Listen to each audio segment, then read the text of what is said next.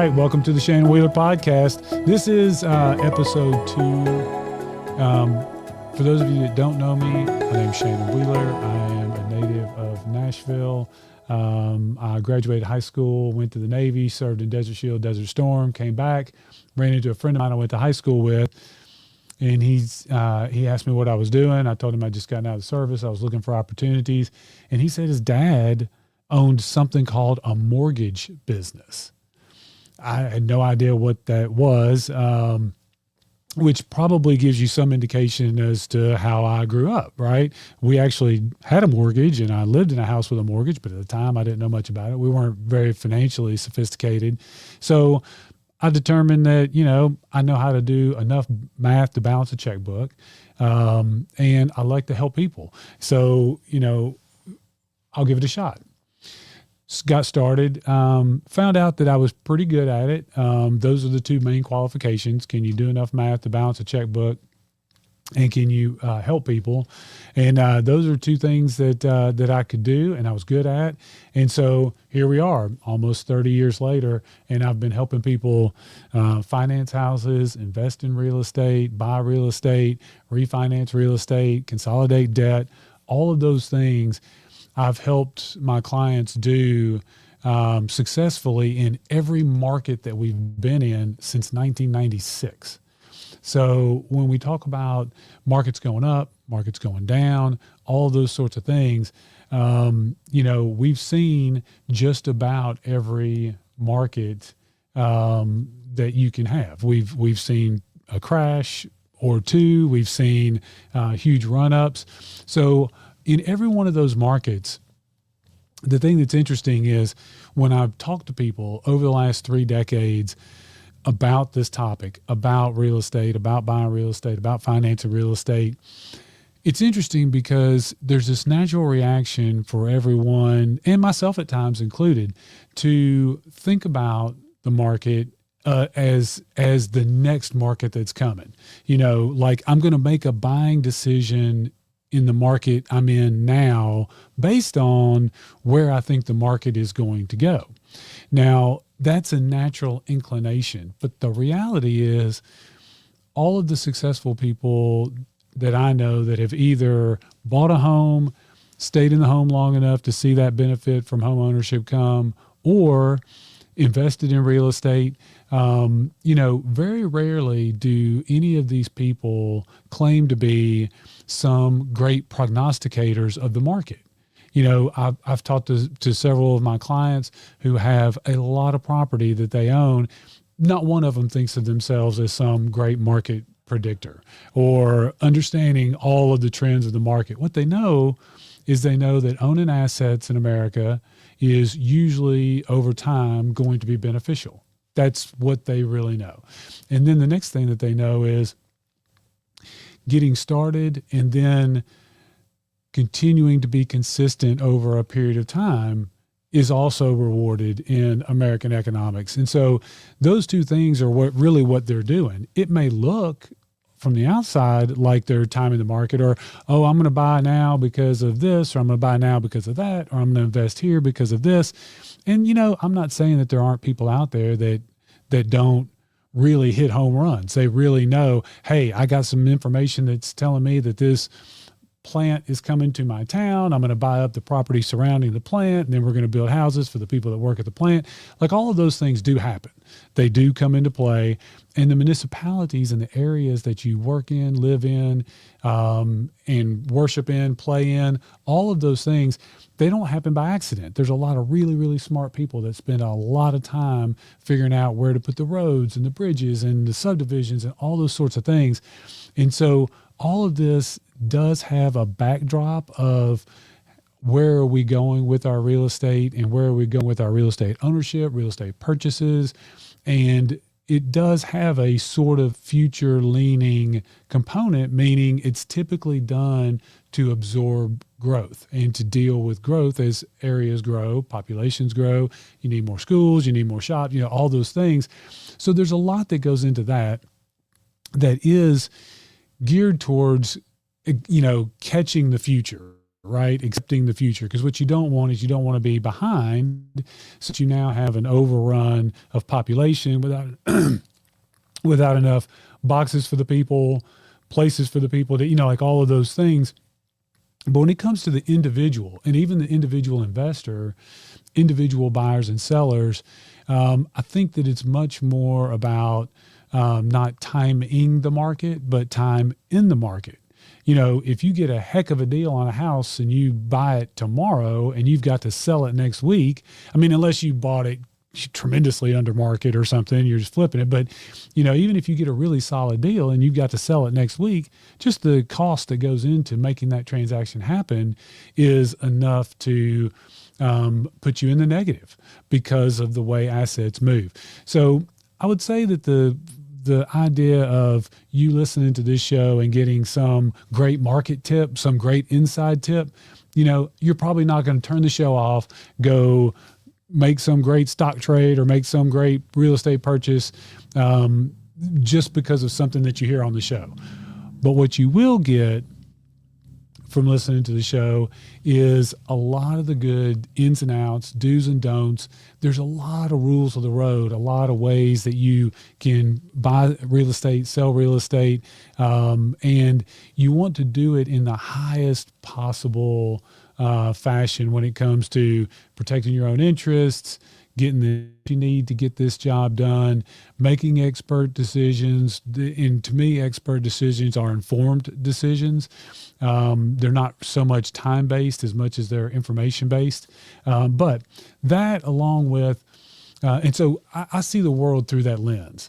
When it comes to work life and just all manner of all facets of life, from the professional standpoint, that's the lens that I see life through, which is real estate and real estate finance, because it's what I've always done. So everything sort of goes back to that for me.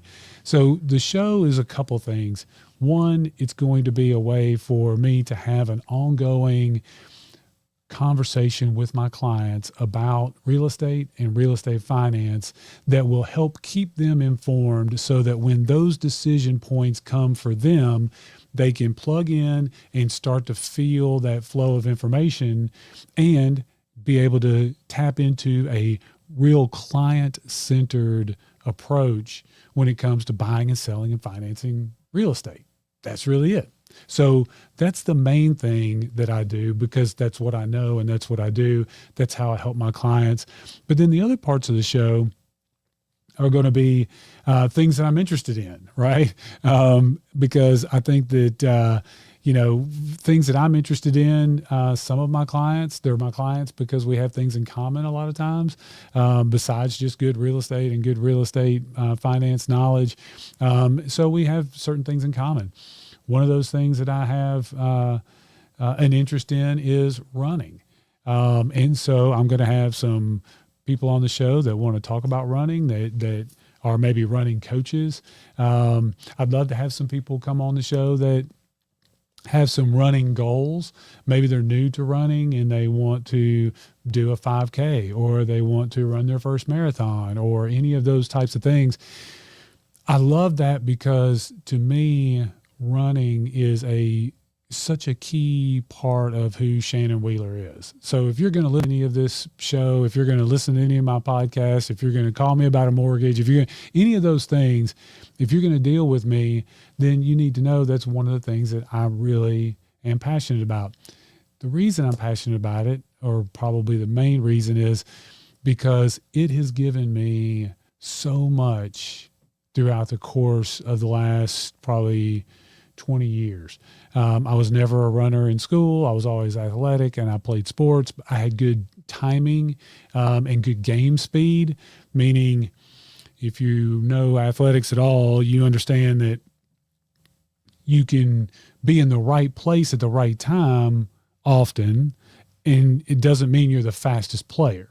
It means that you had some instincts or you knew the plays that were coming or you had some sort of feel. So I was always kind of that person where I was not just athletically gifted beyond everybody else on the field. Never the super fastest.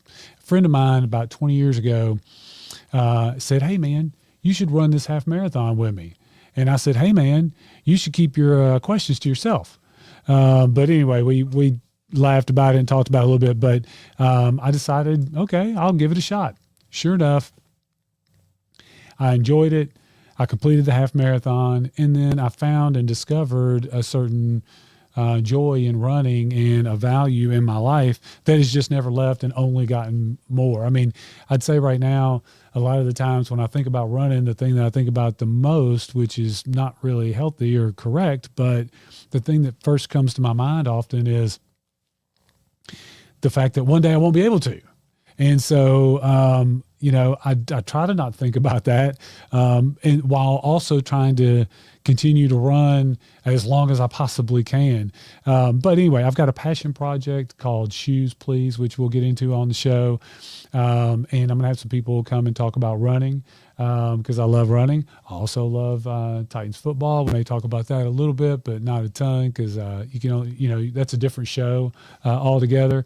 But the other things that I'm really passionate about and that I think are important are concepts about self-improvement, concepts about how we treat one another, concepts about our value system, concepts about continuing to grow as a person. You're probably not going to get a ton of just testimonial type stuff when you watch the show, but I really want to dive into these topics. For example, I've become fascinated with, subtle messaging. I don't know, Trent, have you ever heard of the word underget? Underget. Underget. I don't think I have. Underget. Is that a word? What do you mean by it? Okay, so what I mean by that is, like, there's the thing that you're doing, but then there's the thing you're doing. The thing you're doing is the underget. Okay. So, for example, if I'm helping somebody with their mortgage, right, that's the thing that we're doing. Right. But the underget, or the real thing that we're doing, is we're connecting on a human level, and I'm helping this person make decisions that they will then use to justify the way they secure their family's well-being. Yeah, that's good. Yeah. That's the underget, right? So I'm going to talk about that a lot on the show. My purple tie. A lot of people don't know this. I guess I won't tell this publicly. I don't know. But the reason I wear a purple tie is because it's a reminder, a physical reminder to everyone that sees me and to myself that 80% of us agree on 80% of everything we do. There's 10% that are crazy, and there's 10% that are crazy, and they're living on either end. But the 80% of us in the middle that are not crazy can get a whole lot of stuff done that's going to be to everybody's benefit. Amen. We'll get there. Yeah. But my subtle message, the underget with the purple tie, is that subtle reminder. It's the subtle messaging. And so I've become a big fan of that. Because there's all these I got the definition. You want to hear it? Okay, yeah, what is it? Underget is an archaic or rare English verb meaning to understand, perceive, receive, find out, or get less than expected. So stemming from an old English roots, but largely replaced by other words. Though the name underget was also used for a tool. Okay, that doesn't make sense. But I think you're right on with that. So the underget, well, I don't know. It sounds to me like kind of that is the underget. That almost sounds to me like somebody didn't quite understand. Well, it says to understand, perceive, to grasp something, to take note. Okay, so yeah.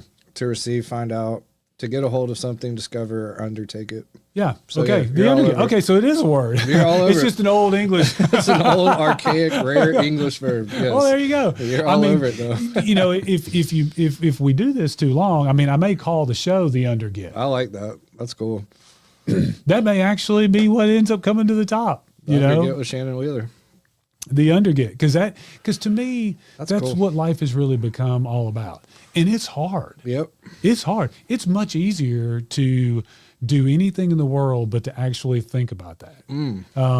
It's a lot easier to pound down 50 pounds of buffet or smoke a big doobie or have, any number of ways to kind of distract yourself from that underget. The challenge is the underget is not scary. It's only scary to me, it's only scary when I'm doing everything but That's deep. seeing it. Man, that's deep. That's when I get lost. I like that. That's Because good. the stuff on the surface is always going to change. Right.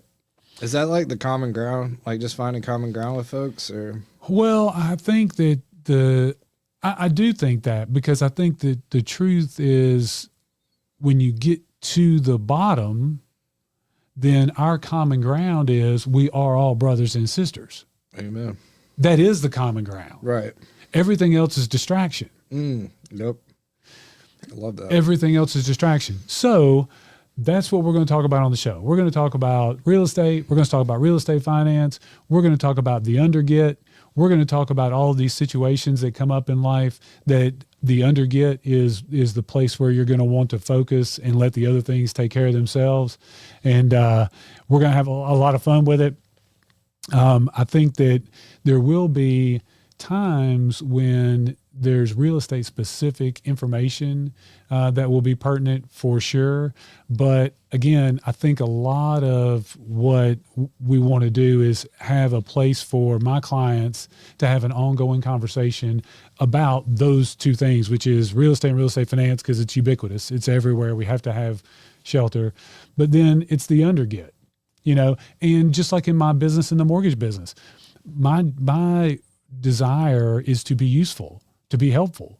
I have to learn to draw boundaries because people take advantage of that, because I'm hardwired because of my childhood upbringing to be like, I want to be helpful. I want to be the hero. So that is something that my clients can use to their advantage. And it's up to me to shoo away the ones that take advantage of that. But for everybody else, they get more than they pay for, which is great. It's a heck of a pitch right there, man. Yeah, Careful exactly. with that. But at any rate, so welcome to the show. Glad you're here. Looking forward to spending time with you. We'll be live every Tuesday at 11:30.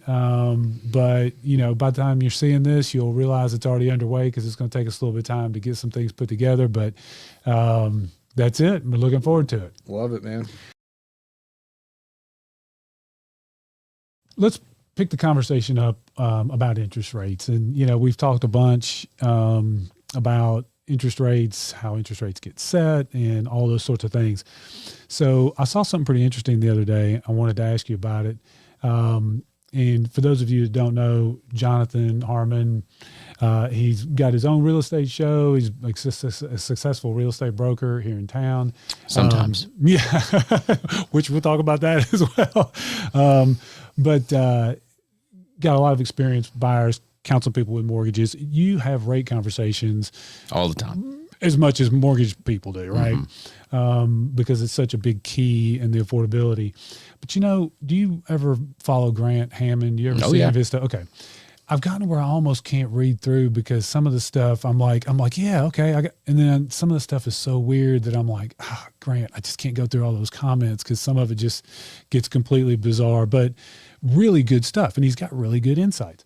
So the other day he had an article about, I guess the 10-year treasury had gotten before and some change, but everybody was thinking rates were going to drop off a cliff. Next thing you know, a few days later, treasury yield is climbing, rates are going up. And so first thing is, how the treasury yield and rates work together, right? Historically, there's been this pretty good indicator. Now, lately it's been wonky. Right. Used to, you could look and see market shed 700 points. I know exactly where rates are going, but that's not really the case anymore. It's changed a little bit. But the thing I thought was interesting is I looked at the chart, and the chart from now back to 1980. And I thought this was really interesting. So we look at these charts all the time, and we look at the intraday, we look at the day-to-day, we look at the week, we look at all these things. So I just opened it up, and I thought, let me take a long look. So I went back to 1980, looked at the same chart. The thing that stood out to me is from December of 24 to February of 26, which is about 14 months. If you look at that chart, that 14-month period, the chart goes up and down like a echogram, or what is, heart monitor. Yeah, It goes like that. But then you get to that period and it just flattens out. It's like a tail. And I went back and I looked, and there was a period in the 80s. There was a period in the 2000s. There have been a couple of periods for about 9 months where it would be not a whole lot of movement one way or another. All the rest of the time, it is in movement. Mm-hmm. So I give that to you as a backdrop because I wanted you to talk about something else that you said on your show recently, which was that you couldn't put your finger on it, but you had an instinct. You were having this feeling that the market was ready to move and change. And so I look at this chart and I'm seeing the longest flat period I've seen in the 10-year, in 45 years. I've got Johnathan telling me, you know what, I don't know exactly what it is, but something is making me feel like we're about to move one way or another.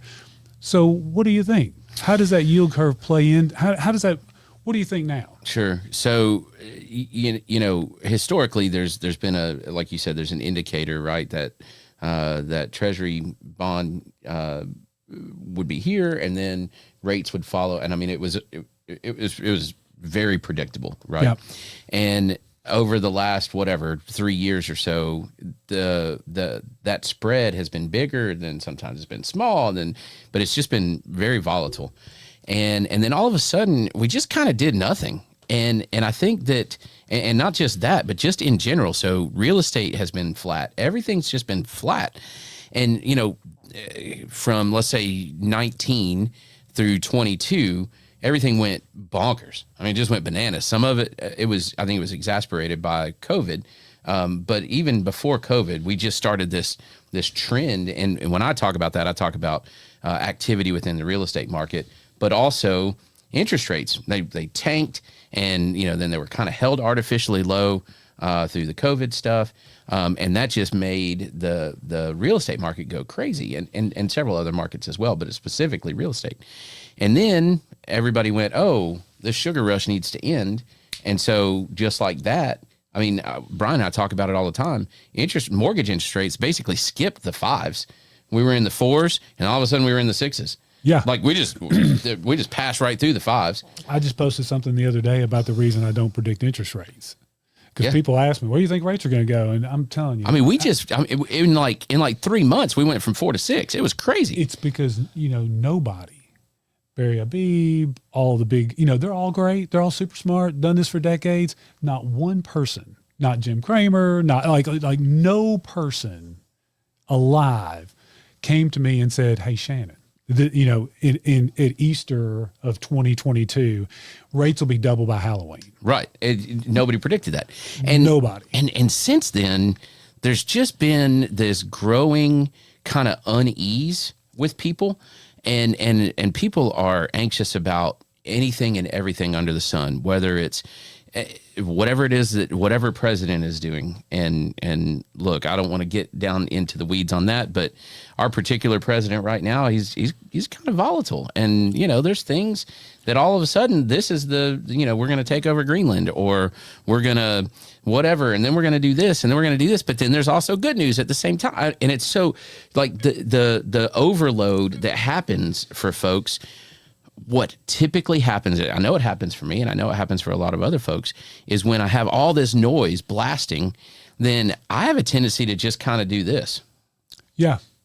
That's the 10-year curve. That's the flat spot I see. Yeah. Which is a collective, I'm going to do nothing. Because there's just so much going on. By the time I absorb this news and this news and this news and this news, I don't even have the capacity to talk about interest rates.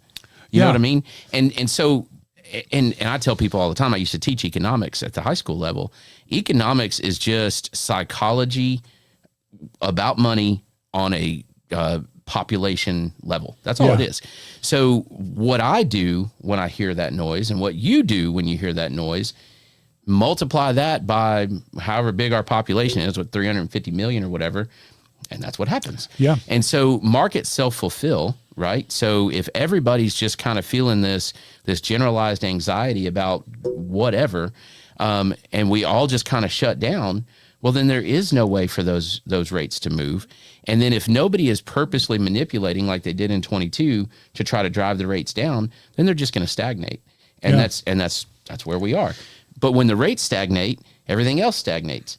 And so, has the population right now just accepted the fact that mortgage interest rates are going to be whatever, very high fives to possibly very low sevens and fall in that essentially 1 point range, right? Let's call it a 1.5 point range, right? Yeah. And if they are, then that sets just your supply and demand, that sets a certain number of people that are going to be making real estate moves. And in that number, and this is what makes me crazy when I hear the old timers, and I'm going to call you an old timer. So there, you got it. Yeah. Well, I don't understand because interest rates were 14 when I bought my first house. I'm like, shut up.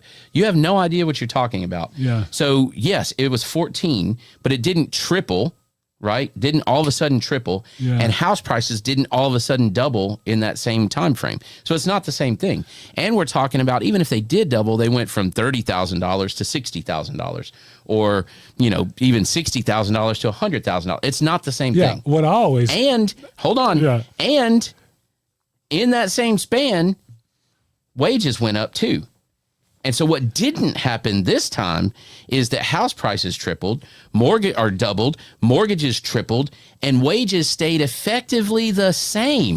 I've been talking about this. You know how I feel about this. And so it's not the same thing. It is not the same thing. And so what that's done is, because of all of that stuff happening in a really short period of time, and now rates are just flat because it's just like we're talking about other stuff. All of that has happened. You have a big chunk of the population that bought when rates were 2 to 4%. And so they're out of the market right now. Unless they have to be in it, they're out of the market right now. Yeah. So those fun buys, like we did when rates were 2%, they're just not happening. I call that just a cause business. Yeah. I'm going to sell my house that I bought, my starter home at the beginning of the neighborhood, that's a 3-2 that I paid $125,000 for, that's now worth $225,000. I'm going to sell it just because I want to move to the back of the neighborhood because I can get it for 2% and I can have the same payment, and I may even keep the one in the front. That's incidental landlords. It's what a I call fun that. buy. Yeah. So that's not happening. It's not happening. The other thing that that I thought was sort of interesting that jumped out at me is the idea that we see the world through real estate and real estate finance. That's how I see the world. But it also occurred to me that every single asset purchased with COVID dollars is also similarly in the same situation. Sure. So like the car that you paid $10,000 for a few years ago with super cheap financing and paid $10,000 for, if that car now is $17,000 or $18,000, and you've got your car that you bought then, you're gonna make it keep lasting longer, right? You're just like in that house that you're gonna stay in, because the value proposition reset. And it's not, and I didn't really even think about that because I just see the world through housing from that standpoint, but it's everything. And some of that's offset a little bit because also at COVID time, we had all the supply chain issues. So it's not like the price, like cars specifically, it's not like the price of cars tanked during that time. They actually went up just because you couldn't get whatever the flavor of the week was, this microchip or this insulation or this. It seemed like every week it was like, oh, well, Mexico shut down, so we can't insulate a refrigerator. Yeah. So you're going to have to wait 6 months for a refrigerator or whatever, right? It was always some kind of flavor of the week, whatever that was. But yeah, I mean, and I think that ultimately, Shannon, is the lesson. And this is why everything is so flat right now, is I really don't think that anybody has a plan to get us back, like going a unified direction. I think there's a million plans and nobody is cohesive on this. And so, do you like this guy or this lady or this whatever, this group or whatever, which one do you like better?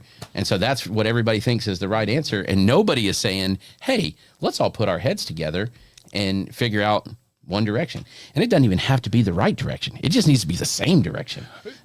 I mean, honestly, I don't even care at this point. Let's just all go one direction instead of 50.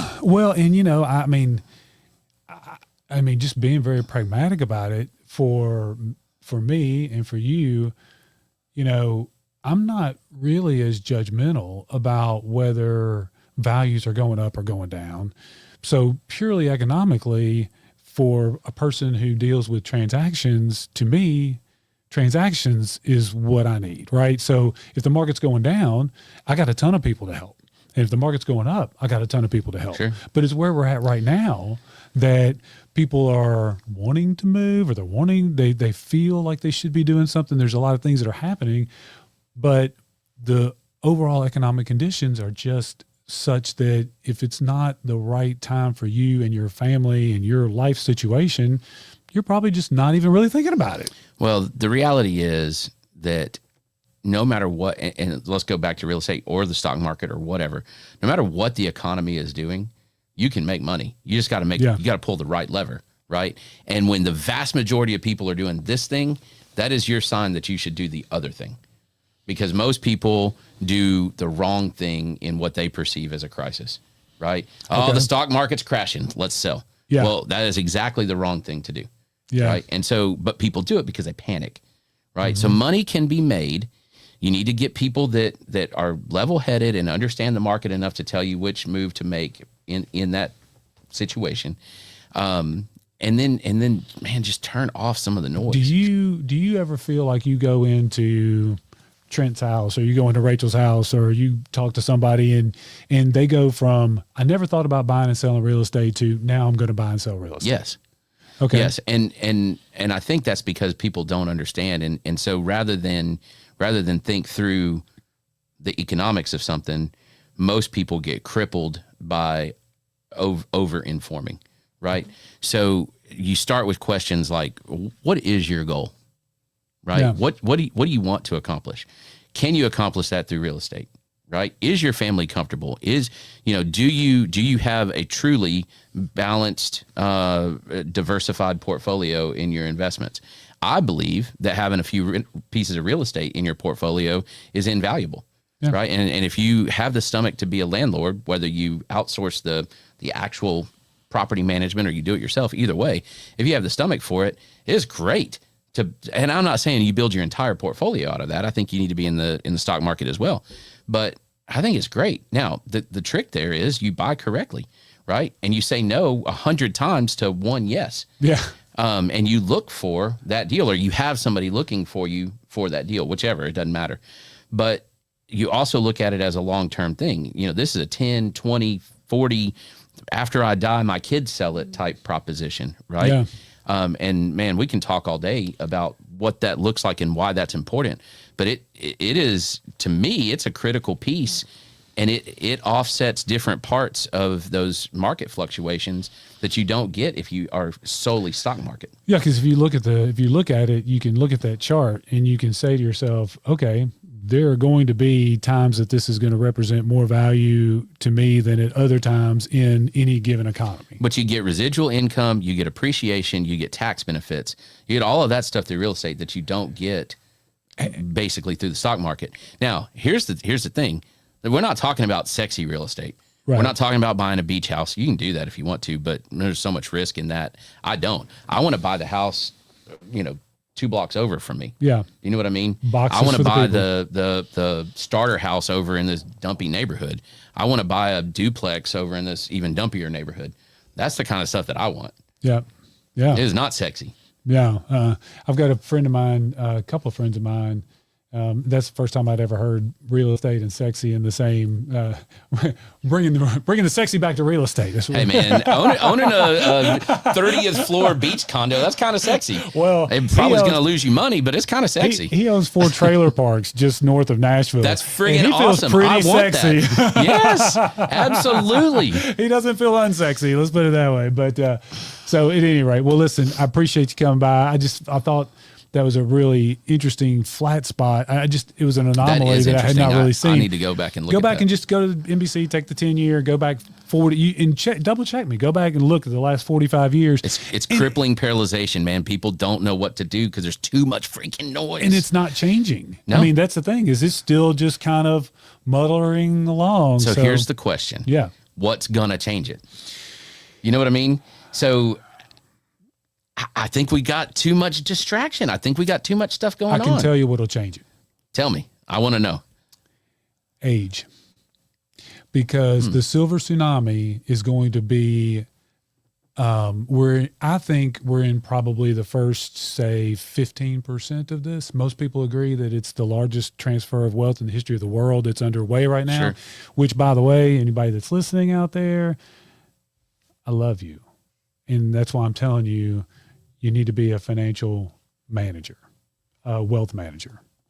If I was to give anybody career advice right now, as much as I've loved my career in mortgage, and it's going to be great for me until I'm done and don't need to work anymore.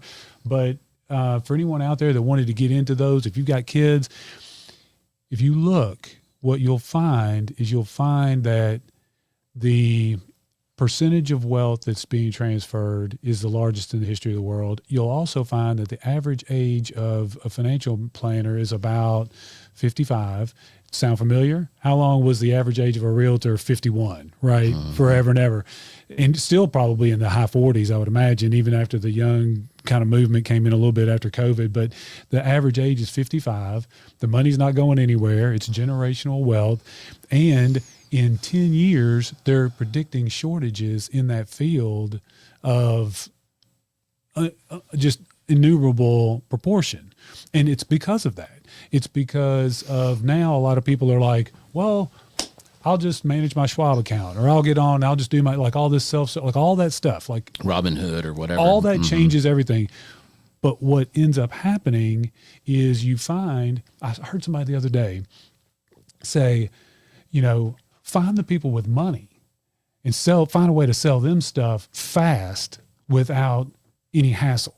That's a good way, so when you start thinking about that and you start thinking, okay, well, you got these people over here with their 401ks and their self-management and their I'm going to do it myself stuff. But the majority of what's going to happen is going to be people who are like, I've got money. It's the haves and have-nots. There's going to be a dearth of people way in the middle, but there's going to be a group of people that are like, your job, and you're going to get a lot of crumbs. Big crumbs fall off this table, right? I don't want to deal with it. I don't want to make micro decisions. I'm not going to Schwab it. I'm not going to manage my own account. I'm not going to do any of that stuff.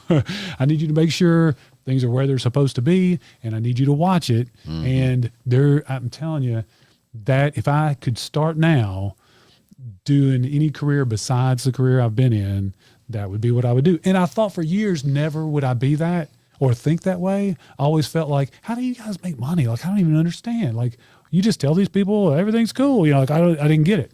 I now get it. And so the answer to your question, that shift is what's going to change things, because kids get older. And I don't care if you'll make those numbers feel differently if you're just all on top of each other in that house that you bought in 2021 when your kids were 2 and 4, right? Well, now when they're 12 and 14 and like all this changes. And they all smell bad too. And think about this. When was COVID? 5 years ago. That's wild, isn't it? 5 years ago. And I still walk around traumatized a little bit. Like, I feel like COVID's my cousin that comes every Thanksgiving and messes with me that I don't really like. That's the thing right? that started all of the volatility and the crazy. Yeah. But it's 5 years ago. I know, that's wild. Blows my mind. So anyway, to me, it's age and affordability and the fact that we're not going to outbuild the population. So intergenerational living, inherited property, all of those things are going to begin to move the markets. Those people that have 10 rentals at 3% and not, their kids don't want it. They don't care. They're going to get rid of it, or they might. I mean, who knows? But demographics is going to change. I will haunt my kid if he gets rid of my rentals. I'm going to be like, listen, at this point, this is income for you. You better hold on to it. Well, I know. I'm serious. I will haunt him. I'm kind of like, look, put myself in a pot or something, and yeah. I'm Talking hoping, to you, kid. I'm hoping they'll see that. over Yeah. time. But at any rate, so I think demographics, that's what's going to change it. All right. Well, Yeah. we'll see. Yeah, appreciate you coming by, This is man. getting recorded, right? Yeah. All right. We'll It check is. you in 10 years. It is. Yeah, demographics. That is the thing that's You'll going to still have change it. hair in 10 years. I still won't. I don't know about that, man. Yeah. Rachel, Shannon, it is so good to see you. How are you? thanks for having me. I'm doing well. I'm Thank glad you. to have you. You are going to serve a very important purpose for the show today. All right. And the important purpose that you're going to provide for the show, the important purpose you're going to serve for the show is you're going to take our listeners and the people that are watching the show, and we're going to do a couple of things. We're going to define the luxury market, what people call the luxury market. We're going to talk about what that is. We're going to talk about why it has its own set of characteristics, which is driven mainly, I think, by the people more so even than the boxes, right? Right. And then we're going to talk about how everybody can benefit from some of the things that you see day to day in the luxury market. Absolutely. Yeah. I think there are a lot of takeaways for, everyone that's listening, whether it's a, starter home, first time home buyer, that sort of thing. There's certainly things that we can all glean from that to help with our decision making. Yeah, absolutely. I think most of my listeners, most of my clients, most people, when they hear luxury market, I mean, the first thing they think about is Robin Leach and a $20 million, Right. seaside, The yacht, right? right. But that's not really what we talk about when we talk about the luxury market. Right. What is the luxury market? I mean, technically in Middle Tennessee, I think it's classified as, $750,000 homes and above. I think the mindset is when we think about the luxury market, we just automatically think bigger budget, mansion, bigger house. And that's not necessarily the case. I mean, these are folks who just have a different relationship with money, a different mindset about home buying. And so that's really what I wanted to talk about are those things that, we can all kind of some takeaways from the mindset, the relationship with money, how these folks are making the decision in buying a home.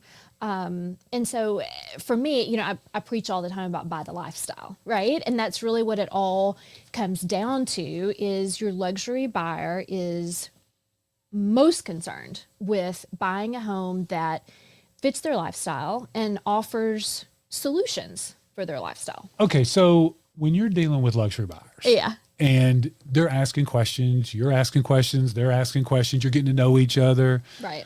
What are some of the things that your luxury buyers are pretty consistently going to ask about that maybe other buyers don't? Or, those seminal questions.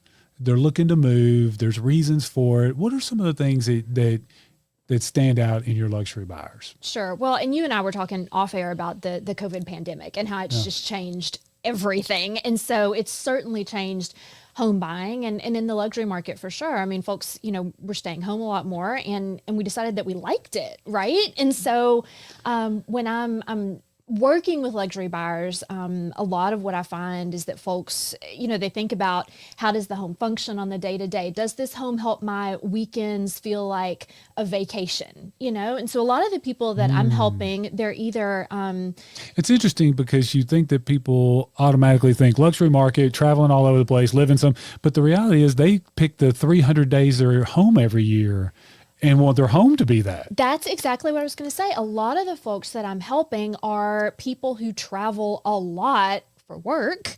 They certainly like to travel, in their free time as well. But a huge goal with the house is when I, finish work, when I get home to the airport on Friday afternoons, is this a home where I can, pour my glass of bourbon and look out at my pool and put my feet up and watch the game? And, Right. it's that kind of thing. I mean, luxury buyers are thinking about the lifestyle. They're thinking about their weekends. They're thinking about, there are a lot of times it's folks who have, grown children, when they come back and bring their kids and the entertainment, piece of it. Yeah. Yeah. Okay, so let's talk for a minute about this. Again, the luxury market, right? The conforming loan limit in Davidson County now is over $800,000, right? The conforming loan limit is over 800,000. And so we are Nashville based, right? So if you're in California and you're watching this and you want to move to Nashville, call Rachel, right? I mean, that's, and most of those people are going to be luxury buyers, even if they weren't coming from a luxury market, right? When they get here.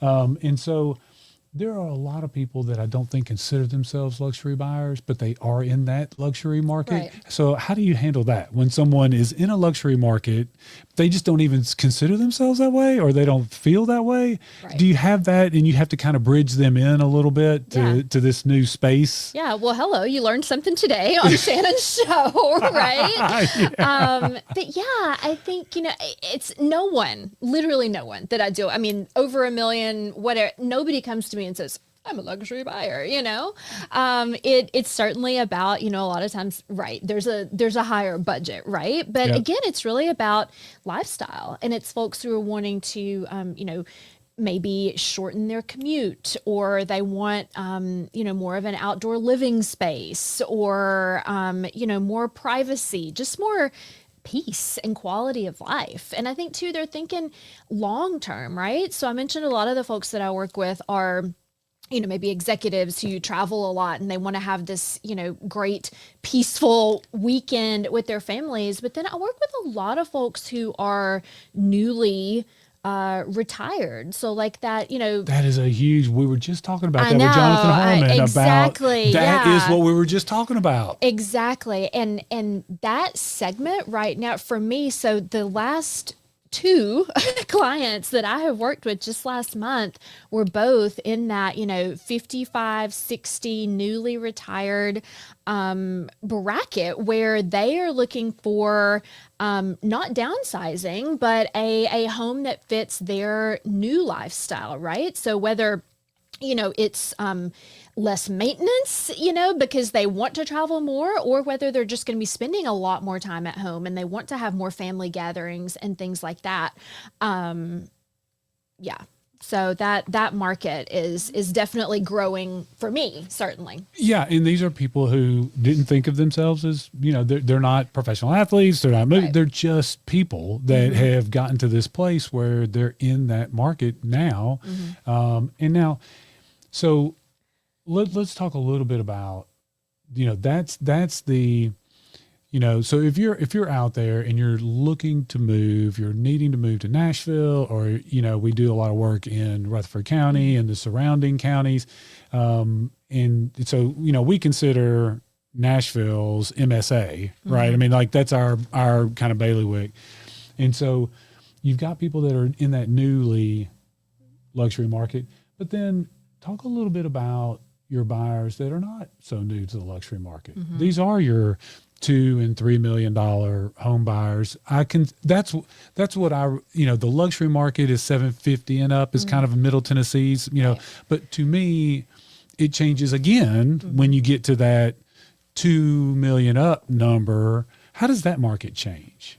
It really does. And that's, it's not what we used to think of. You and Johnathan, again, we're talking about fun buys, right? And even in that $2 and $3 million price point, we're not seeing as many of those like just move fun buys. I called it just a cause. Yeah. In this market, we're just not seeing as much of that.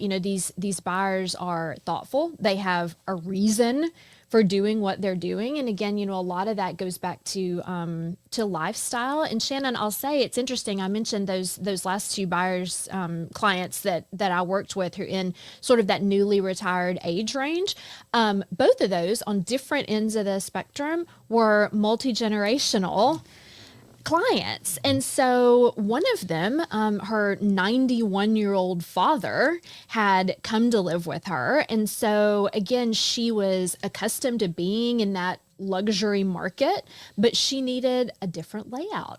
She needed different qualities about her home for that new lifestyle. And then on the other end of the spectrum, The other client I referred to that I was working with recently, it was her daughter and grandson were moving in. So, that was a very specific niche, sort of property that we had to look for that really had two completely separate, living areas under one, and again, still in that luxury market. They wanted a pool. They wanted a beautiful outdoor living and entertaining area. So one thing I've noticed about the luxury market, and I'm really curious to see if this is what you see day to day.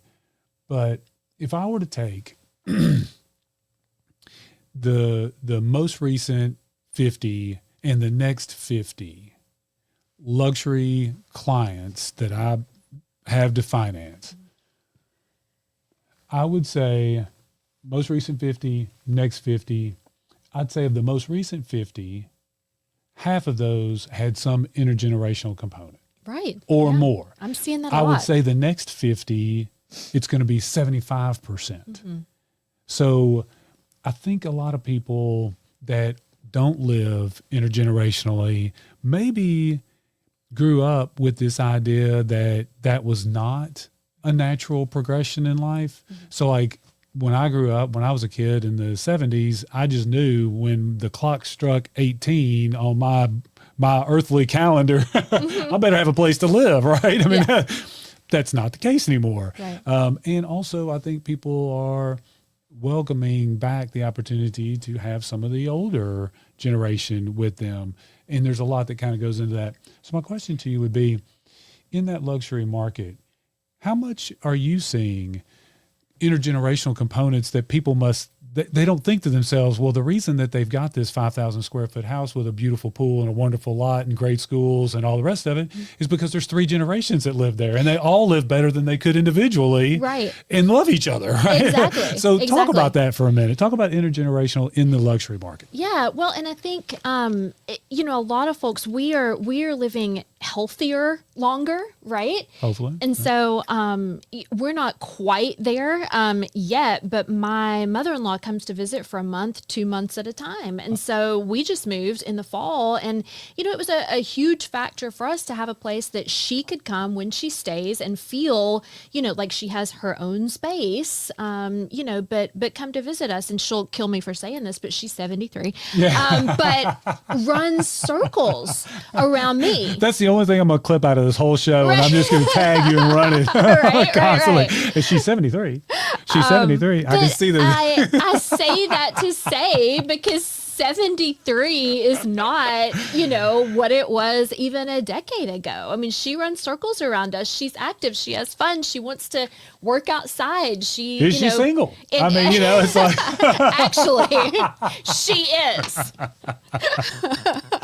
Noted for all my listeners out there. Yes, and looking for somebody to go to the movies with. Let me tell you. Matchmaking will be our next show. That's it. Okay, so you're seeing it quite a bit and probably increasing. You just worked with some clients, and I don't think they walk around. They're not walking around. That's the other thing that's interesting. The people that embrace this and understand this from an asset, investment, value, like economic, from all those standpoints.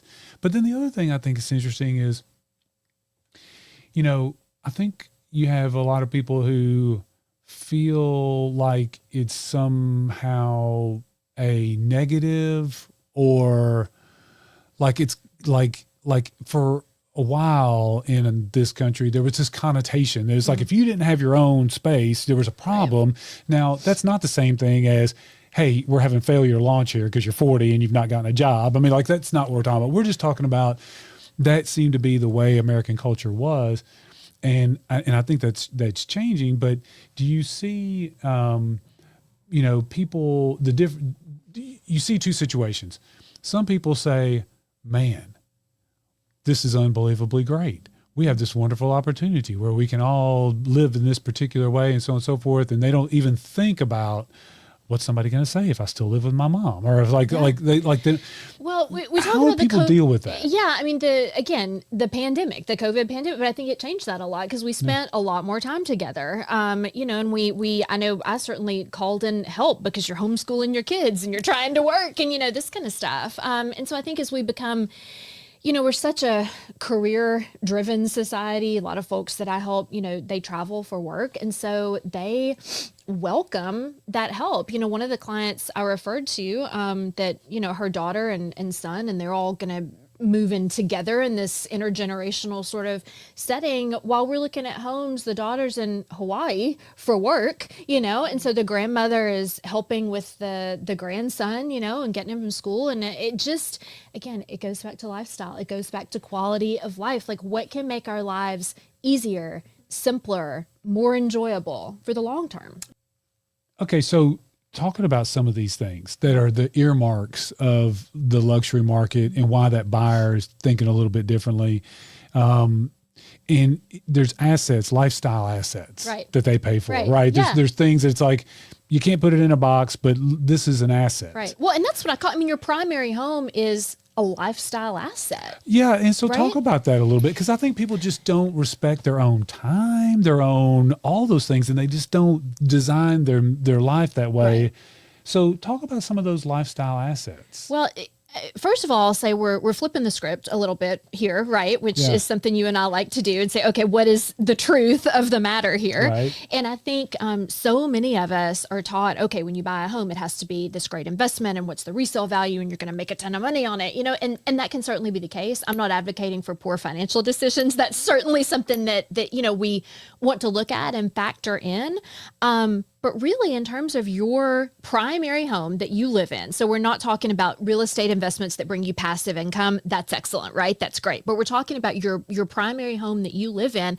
I call that a lifestyle asset. Oh, that's fantastic. Right? Because it's like we used to, and this isn't the case anymore, but we used to talk about, putting in a pool. You're not going to get a penny back if you put in a pool. That's strictly for your enjoyment, and that's kind of, when we think about our primary home, I think the number one thing that we look at, no matter what your budget is, no matter which segment of the population you're in, is this home going to make my life easier, simpler, more enjoyable, and offer solutions, not cause problems? Yeah, that is so amazing. Because I have financed thousands of houses and bought, but I don't know that I've ever really sat back and said, my conversation was, is it a good investment? Mm-hmm. Can I afford it? Right. And is it going to not suck? Mm-hmm. And can the kids go to school and all the rest of it? And then I can just keep doing Shannon stuff.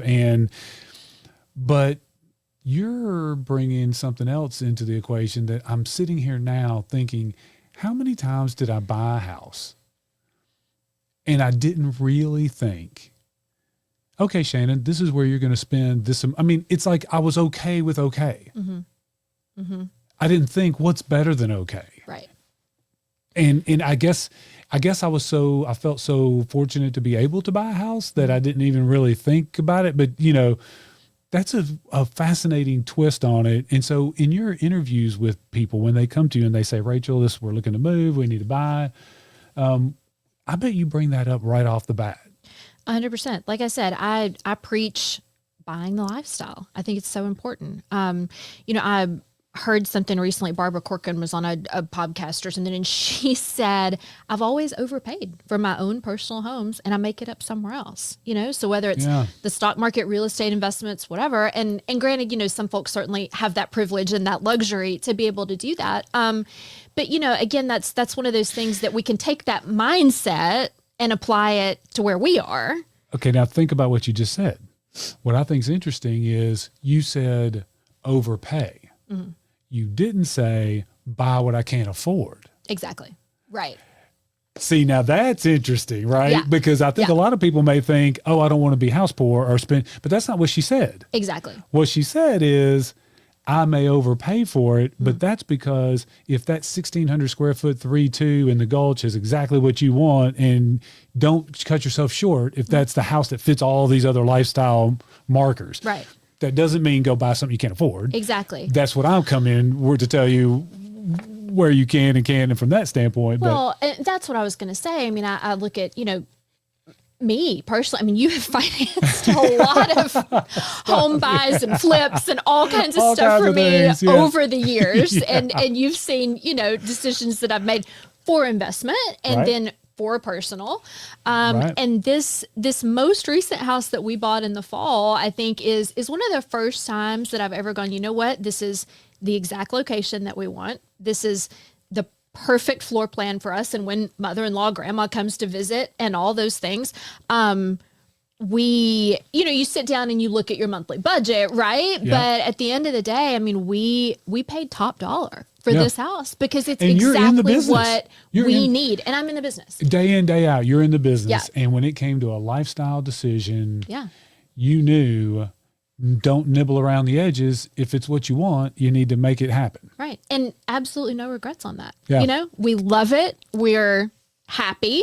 And, again, you have your real estate investments and your stocks and all your things, Yeah. to And- make up and for it on the other side. When you go and you help our clients and listeners go and beat the streets and find that, do all that stuff, then Yeah. you get to go home to that house that you bought for lifestyle. Right. Because you could have stayed where you were. You had a Exactly. beautiful house and Exactly. you could have just stayed there. Right. But, Well, but and the for us, lifestyle didn't fit. Exactly. For us, and I think, again, when I see in the luxury segment, like I said, these folks have reasons for what they're doing, right? And so typically they'll come to me with my 91-year-old father is going to be living with me. I need a 1-story now. Or, there's a reason for that.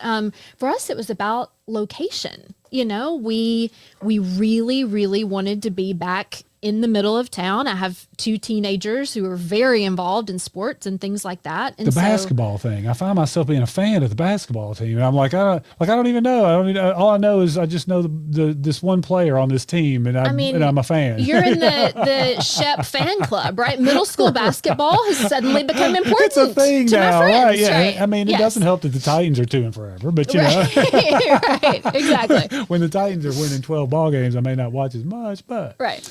okay. So what we're going to do, Rachel, is we're going to play a game. Oh, You had Shannon, no idea we were going to play a game. do you? As long as you've known me, do you know how much I hate games? Come Yes, on. that's why we're gonna play this you're game. going to play the game, right? Because This comfort is fun for you. zones I need the emotional support dog right now. You Come have on, Cammy. Cammy. Yes, you have Cammy. Okay, so it's a game of sorts. Okay. But what I really want to do is I want to take just a minute and I want to do a little rapid fire. Okay. And we're going to talk about assets, lifestyle assets. Uh-huh. So I've got my cheat sheet over here. All right. And I'm going to bring up a lifestyle asset, and I want you to, in 5 seconds or less, tell me why that's important and why it matters to people. Okay, wait. Have you seen the trend, how you rate it? 1 out of No. 10? Have you seen this? No. Okay, I thought that's what we were doing. No. No, okay, we have to do it this way. So Okay. it's a social media trend, Okay. Instagram and TikTok, Okay. where you name the thing. Like I watched this the other day and there was a doctor and somebody's rapid firing, they name the supplements that you could take and he rates them 1 out of 10, right? So let's talk about the lifestyle asset. Let's rate it and let's talk about why. How many do you do? As many as you want? Yeah, whatever. Whatever. Okay. Whatever. All right. So, all right. We'll do the 1 out of 10, but is it, so can it be in order of preference? It can be whatever. See, this is your show. Okay. So I got you. you're All in the right. driver's seat here. I got you. Okay. So here's what we're going to do. This is the, okay. So, and I want to do this in under a minute. All right. We can do each one. Do in a you minute. want context? Do you want a little explanation or no? Here's what we're going to do. We're going to do these all in 1 minute. All right. All right. And then I'm going to have you come back and Okay. we'll talk about them. All right. But we're going to do these in 1 minute. Okay. So what we're going to do is we're about to discuss the lifestyle assets that are important to buyers in the luxury market. Love it. Let's talk about layout. What is it they look for in layout and why? So layout would be, 10 out of 10 of importance. And Again, it depends. Working with a lot of multi-generational folks, they need a one level, they need two completely zoned, owner suite living areas. Some people want, for me, I like the kids upstairs and us downstairs. So What I like is you have a layout that reduces daily friction. reduces daily friction. That's Yes. just huge. Again, your Yeah. home should offer solutions for your lifestyle. Next lifestyle asset, location. Like 11 out of 10. 11. 11 out of 10 times when someone comes to me, it's, What's the number one thing in location that they're looking for? well, I mean, it's two, I'd say, are equally tied. Okay. Either people want to be, so they want to reduce their commute, they want to be closer to their office, closer to the kids' schools, or they want to get out of town and they want, the 5 acres in Las Casas. They want peace, tranquility, So the location protects their time. protects their time, one way or the other. Yeah. That's the asset they value most. Exactly. Okay. Let's talk about a lifestyle asset that people pay for, and it's spaces that support health. I mean, I see that a lot, probably a 7 or 8 out of 10. We see, I have a lot of folks who want outdoor living areas. I have folks who want a pool or a place that they can put in a pool. Gym, sauna. Saunas are huge right now. Okay. Everybody wants a sauna. So yeah. Are you a sauna fan? I Scale of 1 to 10. Okay. Saunas. I mean, 5, I don't care about it. My Ish, wife yeah. talks about it every day. She wants one, 10 out of 10. So I don't know. So you may end up with one. then. Right. Well, probably so. Whatever Jamie says goes typically. Okay. And so from a design standpoint, how would you rate design when people are in that luxury market? It's important. I mean, I'd say that's probably a 7 or 8 out of 10. But a lot of times these folks want to put their own stamp on it. They want to bring in their own, interior designer, make a lot of changes. So it's super important to some, and to a lot of these folks, they're like, I want to put my own stamp on it. I can do what I want anyway. What I think is interesting is you talk about how in the luxury market, they want everyday spaces to feel elevated. Yeah. And that you can do regardless of the overall design, which really kind of points to what you're saying. It's like, okay, we just need a design that's not terrible, but if it's got the layout, these other Right. things, and we can make these spaces elevated that I'm in every day, then there you go. Exactly. Okay. Well, everybody wants the big island, right? Because it's a family gathering spot. Especially a lot of these folks have, Oh, teenagers. the big island in the kitchen. Okay, I thought Not you meant the big island island. off the coast of Portugal, right? You've got luxury. Okay. Massive kitchen island. Yeah. Yeah. And so that's one of those things where. Although, if you want the island, call me. Right. Yeah. Give Rachel a call. She will help you out. Okay. Privacy and peace. Huge. 10 out of 10. Yeah. Even in confined spaces. So if you're in a Nashville, a Brentwood, a Green Hills, I mean, it's amazing how tight the spaces are, but you can still find privacy and peace. My Right. uncle and my aunt and uncle live right in the middle of Green Hills, but right there at their house on that half acre, you feel like you're in the middle of nowhere. Exactly. Well, and we just, our property that we bought, our home has a half acre. It's right in the middle of town. But one thing I loved about the layout when we walked in, the entire living space. So the owner's suite, the great room, it's in the back of the house, right? And so Okay. you have like your glass sliders and your patio and everything. It's in the back of the house. It's not up towards the front. And, little things like that are huge things. Just make a big difference. Yeah. Okay. So you spend your professional time helping people buy real estate, find real estate, Right. market real estate, sell real estate, and have so for many years. You deal with two worlds. One world is your clients, Right. which is where it starts and ends. But in the process of helping your clients, you also deal with this whole real estate industry structure that's here, and trying to find balance in those and still get those best outcomes for your client can be a challenge. So first, just tell me, what is it about real estate that you love so much? What is it about it that that really makes you feel as if you're in the right space when you're helping somebody? I mean, the people is the easy answer, but I'll elaborate on that because I made a post on social media this week about what was on Friday, and I'd had such a busy week, and I was like in my hood, like trying to gear saw up that. for this 7:45 dinner reservation that my friends made, which I'm like, on the couch with my dog at that point. You're like, I want to just be buried in a hole, and somebody's like, it's time to level up. Exactly. And so I was talking about how I was very much feeling in my soul being an introvert in that moment, and a lot of people found that relatable. But for me, I love the connections that I make. And I think, as an introvert, as an empath, I think a lot of people, that's a misconception, right? Is people think to be successful in real estate, you have to be this extroverted, extremely charismatic, sort of person.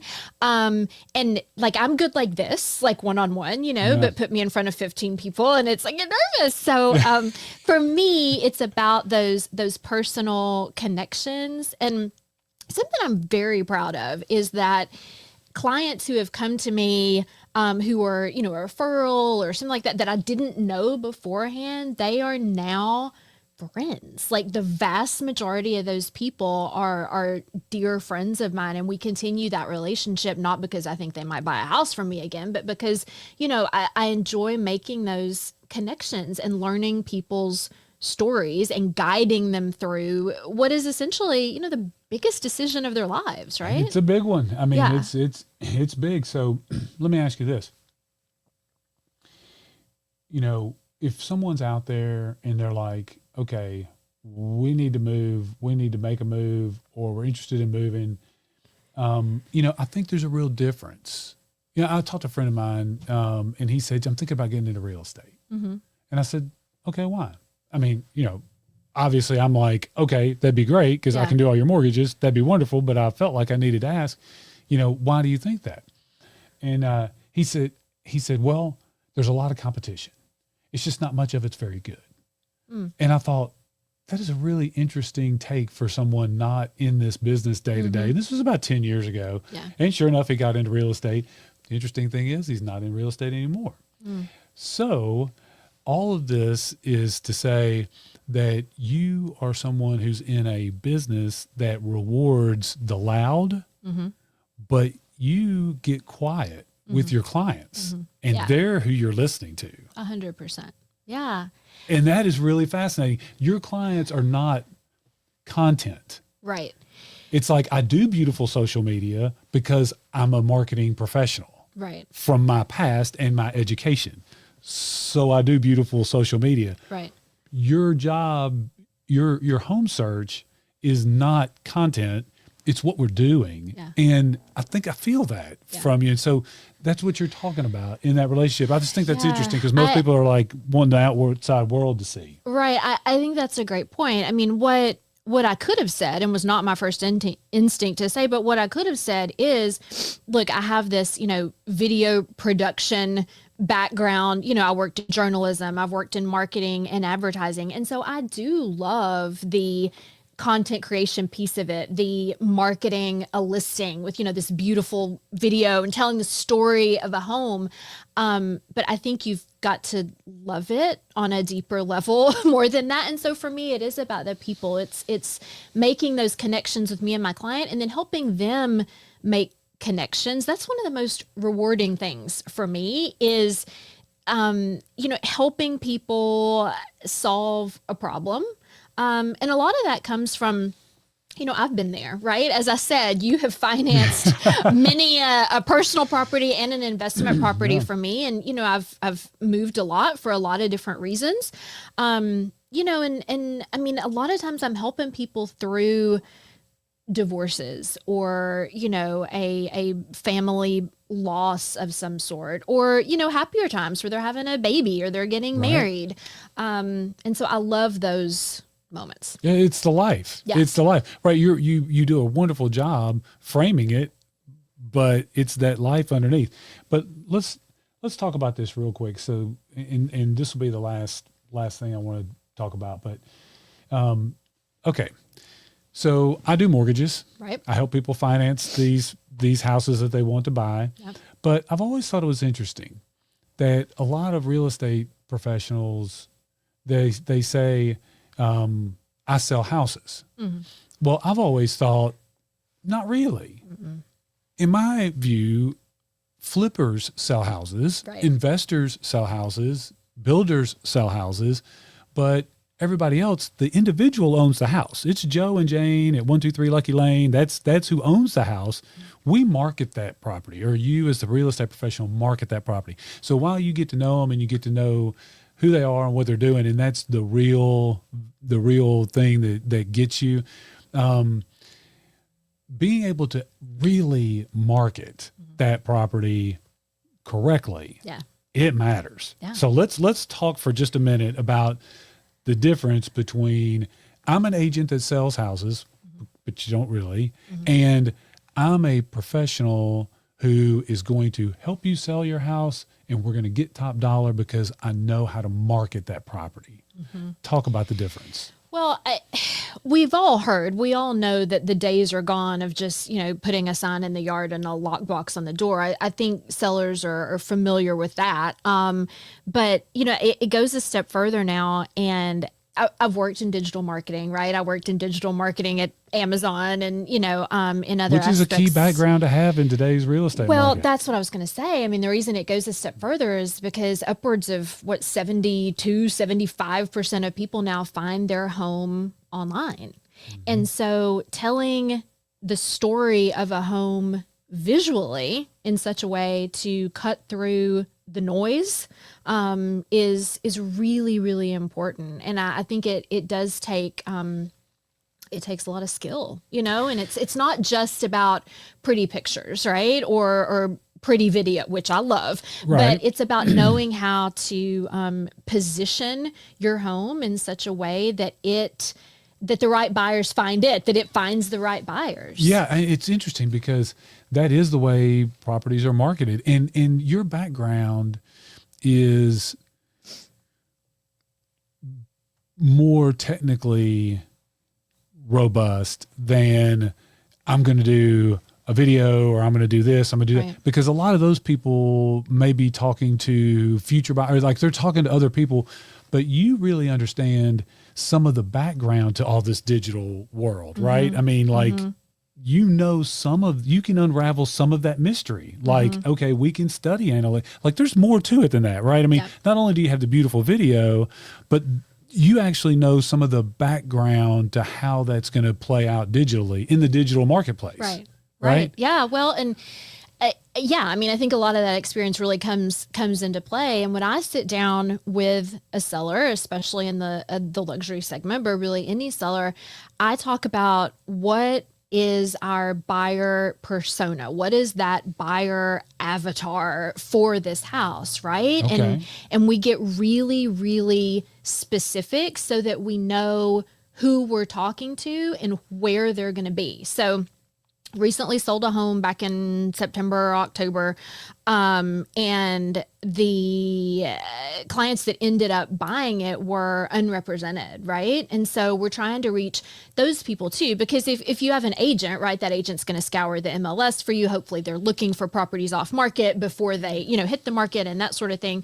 But in this case, we had a couple who they were in that luxury segment. They were looking for a home. And so I really used them as a case study. Like, okay, where did you find this house? Right. And they were exactly the avatar that we came up with. Who is going to buy this house? That's fascinating. And because of the nature of the house and the property, my skilled assumption was that, we really needed to look outside of the state of Tennessee. I was like, this is going to be a California or a New York buyer, probably, where Yeah. are they going to be looking? Well, they might be in this age range, so they might be looking on Facebook more, And so we That did is a lot of fascinating. Facebook marketing and ads and things like that. Sure enough, they, a West Coast buyer. Yeah. So if you're out there and you're looking to sell, this person here is going to imagine who is going to get those keys, Yeah. and that's who you're going to target. Now, And that's who it we could talk end to, up being, right.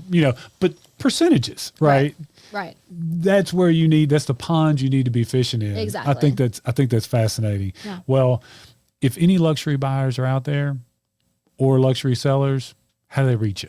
Yeah, absolutely. You can find me at rachel@rachelschramm.com, or shoot me a message at 615-542-5696, or find me on social media. Yeah. Very good. Okay. Well, we'll see you again soon. Thank you Take so care. much. All right.